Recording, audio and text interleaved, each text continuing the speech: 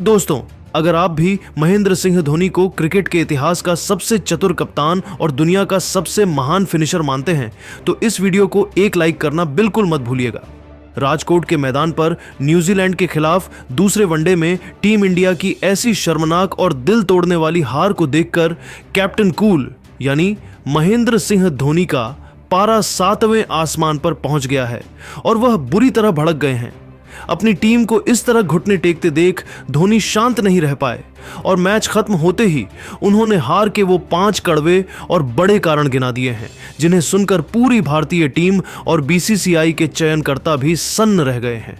आखिर धोनी ने इस हार का असली विलेन किसे माना है और किसके सिर पर हार का ठीकरा फोड़ा है? चलिए आपको दिखाते हैं धोनी के उस सनसनीखेज बयान का पूरा वीडियो।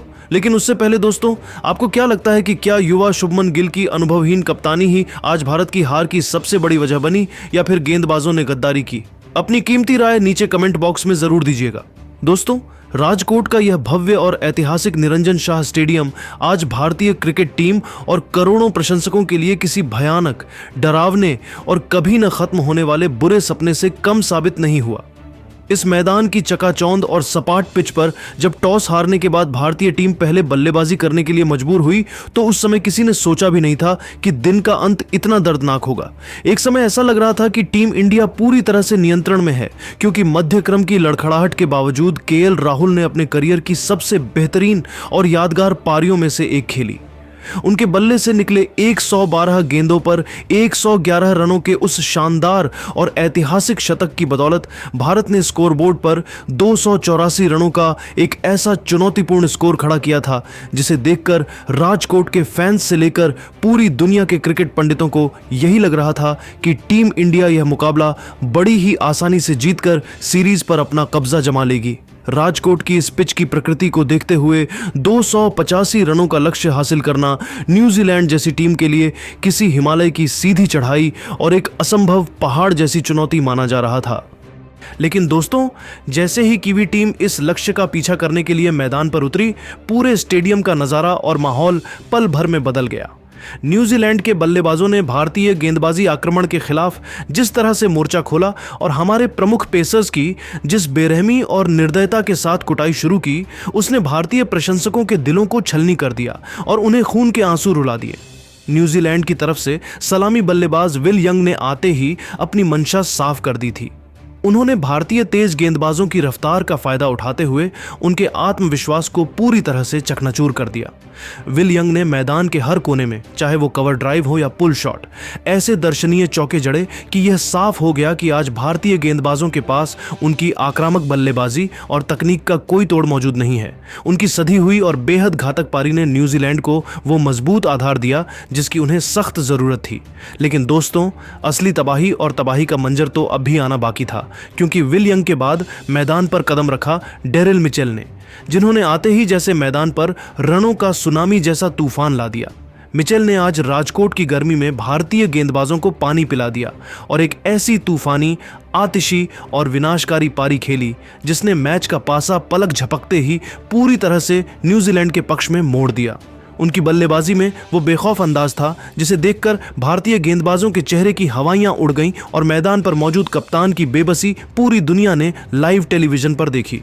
मिचेल का बल्ला नहीं बल्कि मानो कोई गधा चल रही थी जिसने भारतीय पेस अटैक के परखच्चे उड़ा दिए।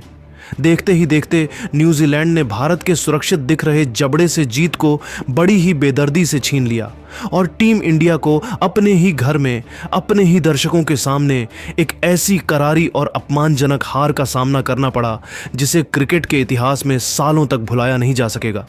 इस करारी हार के बाद महेंद्र सिंह धोनी ने लाइव टीवी पर आकर हार के 5 सबसे बड़े कारणों का खुलासा किया है। धोनी ने गुस्से में कहा।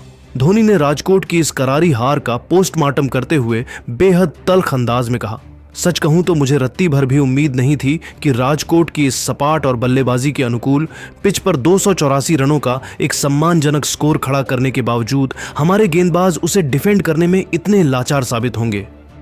मेरी पारखी नज़र में इस हार का सबसे पहला और बुनियादी कारण हमारे टॉप ऑर्डर का स्टार्ट मिलने के बाद फेल होना है।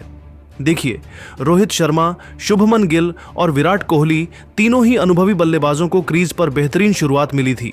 उनकी नजरें जम चुकी थीं। लेकिन दुर्भाग्य से कोई भी उसे एक बड़े और मैच जिताऊ स्कोर में तब्दील नहीं कर सका। राजकोट जैसे मैदान पर जहां बाउंड्री छोटी है, वहां अगर टॉप ऑर्डर ने जिम्मेदारी ली होती और स्कोरबोर्ड पर 320 या 330 रन टंगे होते तो न्यूजीलैंड की टीम निश्चित रूप से मनोवैज्ञानिक दबाव में आकर बिखर जाती। अपनी बात को आगे बढ़ाते हुए धोनी ने हार का दूसरा तीखा कारण गेंदबाजी के अनुशासन पर फोड़ा। उन्होंने गंभीर स्वर में कहा, आज हमारी गेंदबाजी में अनुशासन और सटीक रणनीति की भारी कमी दिखाई दी। मोहम्मद सिराज और प्रसिद्ध कृष्णा जैसे अंतर्राष्ट्रीय स्तर के गेंदबाजों ने जिस ढीले अंदाज में विल यंग और डेरिल मिचेल को हाथ खोलने के खुले मौके दिए, वह इस स्तर के क्रिकेट में किसी भी कीमत पर स्वीकार्य नहीं है। न्यूजीलैंड के बल्लेबाजों ने बिना किसी जोखिम के 80 से 85 के स्ट्राइक रेट से बड़ी आसानी के साथ रन बटोरे और सबसे शर्मनाक बात यह रही कि जब कीवी बल्लेबाज हावी हो रहे थे तब हमारे गेंदबाजों के पास उनका मुकाबला करने के लिए कोई प्लान बी या कोई बैकअप रणनीति तैयार ही नहीं थी। हार का तीसरा और सबसे बड़ा कारण बताते हुए धोनी ने सीधे तौर पर कप्तानी की कमजोर कड़ियों पर सवाल उठाए। उन्होंने बेबाकी से कहा, शुभमन गिल एक बेहतरीन बल्लेबाज हो सकते हैं, लेकिन कप्तानी के मामले में वह अभी बहुत ज्यादा कच्चे और अनुभवहीन नजर आ रहे हैं। मैदान पर जब विल यंग और मिचेल के बीच शतकीय साझेदारी पनप रही थी, तब गिल फील्डिंग सेट करने में पूरी तरह बेबस और दिशाहीन नजर आए। एक कप्तान के तौर पर उन्हें खुद आगे बढ़कर रोहित शर्मा और विराट कोहली जैसे दिग्गजों से सलाह लेनी चाहिए थी, लेकिन पूरे मैच के दौरान मैदान पर उनकी बॉडी लैंग्वेज बहुत सुस्त और थकी हुई दिखाई दी, जिससे टीम का मनोबल भी गिर गया। धोनी ने हार के विश्लेषण को और गहरा करते हुए चौथा सबसे बड़ा और चिंताजनक कारण भारतीय स्पिन विभाग के पूरी तरह बेअसर होने को बताया।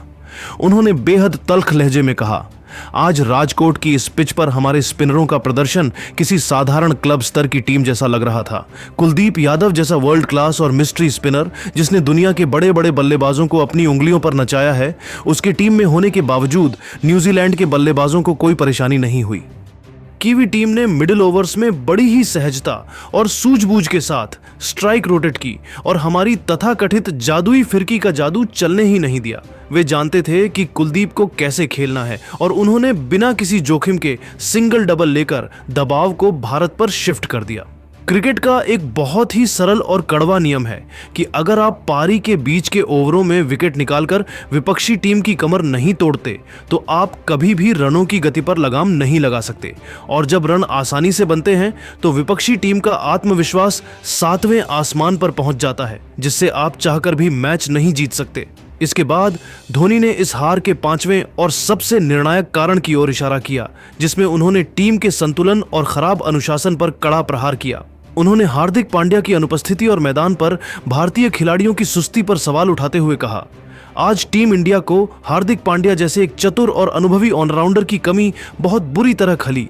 हार्दिक जैसा खिलाड़ी न केवल बल्ले से गहराई देता है, बल्कि वह बीच के ओवरों में आकर अपनी चालाक शॉट गेंदों और अतिरिक्त गति से साझेदारी तोड़ने का दम रखता है। उनके न होने से गेंदबाजी आक्रमण में वो एक्स फैक्टर गायब नजर आया। धोनी यही नहीं रुके, उन्होंने भारतीय फील्डिंग की धज्जियां उड़ाते हुए आगे कहा, राजकोट की यह आउटफील्ड बिजली की तरह तेज थी और ऐसी स्थिति में आपकी फील्डिंग अभेद्य होनी चाहिए थी, लेकिन भारतीय खिलाड़ियों ने जो बचकानी और गैर जिम्मेदाराना मिसफील्डिंग की, उसने जलती आग में घी का काम किया और न्यूजीलैंड के काम को बेहद आसान बना दिया। आपने उन्हें मुफ्त के रन उपहार में दिए, जिससे न्यूजीलैंड जैसी जुझारू और पेशेवर टीम को मैच में वापस आने का मौका मिल गया। आप न्यूजीलैंड जैसी टीम के खिलाफ, जो अपनी फील्डिंग के लिए जानी जाती है, इतनी डीली, लापरवाह और थकी हुई क्रिकेट खेलकर खुद को वर्ल्ड नंबर 1 कहने का हक खो देते हैं। ऐसी क्रिकेट से आप विश्व विजेता बनने का सपना नहीं देख सकते। धोनी ने अपने इस सनसनीखेज बयान को एक कड़ी चेतावनी के साथ खत्म किया कि अगर भारतीय टीम ने अगले निर्णायक मुकाबले से पहले अपनी इन बुनियादी और बचकानी गलतियों को नहीं सुधारा तो यकीन मानिए यह सीरीज आपके हाथ से रेत की तरह फिसल जाएगी और आपको हार का कलंक झेलना पड़ेगा। तो दोस्तों, क्या आप धोनी की इन बातों से सहमत हैं? क्या वाकई शुभमन गिल की कप्तानी में वो दम नहीं है जो रोहित या धोनी में था? अपनी राय नीचे कमेंट बॉक्स में जरूर दें और क्रिकेट की हर बड़ी खबर के लिए चैनल को सब्सक्राइब करना ना भूलें। जय हिंद।